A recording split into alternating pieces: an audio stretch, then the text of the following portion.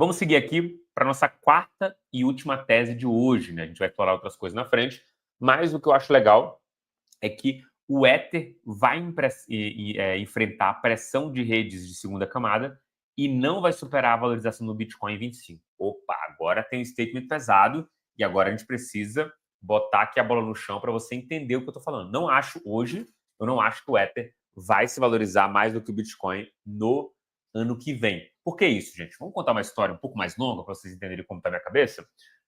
Volta no passado, a volta não tanto no passado, não estou falando na época dos dinossauros.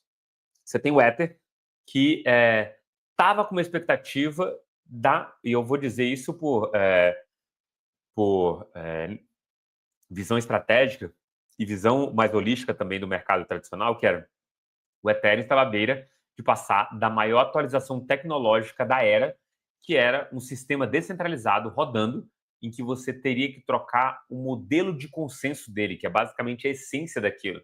Você teve o merge, em que você trocou o Proof of Work pelo Proof of Stake.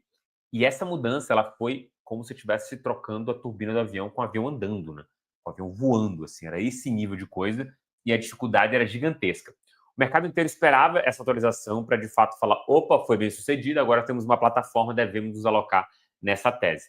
A verdade é que essa atualização foi tão esperada, tão atrasada, no sentido de quando foi postergada a primeira vez, era para ter ocorrido em 2017, pra você ter uma noção.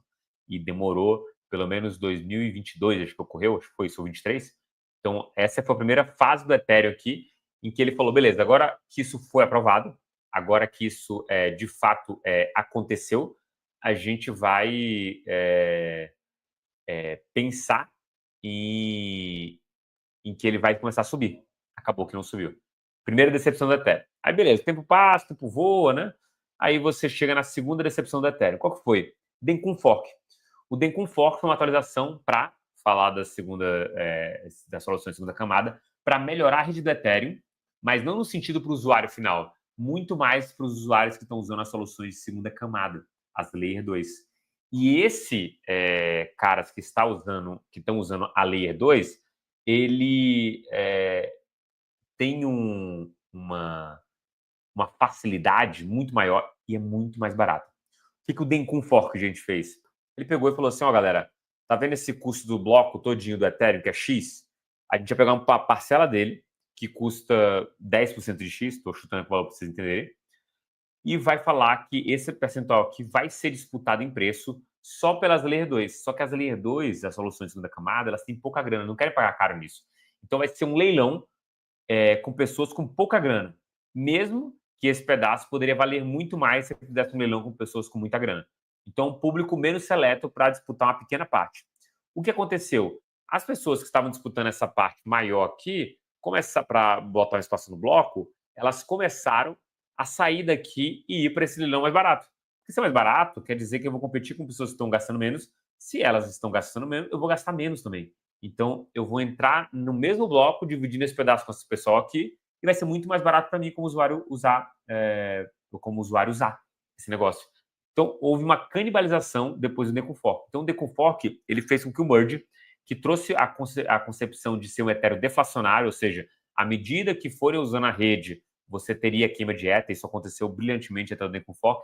Depois do Dencun Fork, isso mudou. Mudou como, André? Mudou basicamente pela ideia de que agora você usa uma rede de solução de segunda camada de maneira muito mais fácil e barata do que uma solução de primeira camada. E aí você canibalizou a rede principal. Ao canibalizar, você destruiu uma das pernas que sustentaria a valorização do Ether. Essa foi a parte mais delicada que a gente viu acontecer nos últimos tempos. E aí, gente, a gente chegou no que está agora, que é um Ether que funciona muito bem para a solução de segunda camada. Para o usuário final, também funciona bem, porque a rede não congestiona, mas não queima Ether e não traz aquela ideia do ultrasound money que tanta gente falou. E isso, pessoal, é o mais, talvez, caótico aqui do ponto de vista de futuro do Ethereum. Então, a nossa leitura nessa quarta e última tese é justamente que o Ethereum não vai superar o Bitcoin em valorização em 2025.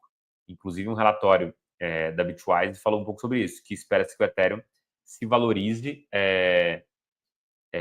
se valorize tanto quanto o Bitcoin. 2 vezes, segundo o relatório dele. E aí, para a gente, seria o Bitcoin a 200 mil, o Ether aqui, segundo o nosso preço, a 8. É isso, mais ou menos a 8, né? Um pouquinho antes aqui pelo preço, mas preciosismo aqui. A nossa leitura é essa. Então, a conclusão aqui do nosso lado, né? Só para bater o martelo e finalizar aqui, dada a forte dependência do Ethereum e manter sua posição de mercado nas L2, somada à pressão do avanço do Bitcoin via halving e ETFs, é provável que o Ether não supere a valorização do Bitcoin em 2021. Então, esse é o nosso statement, porque a gente acredita que o Ethereum está fraco.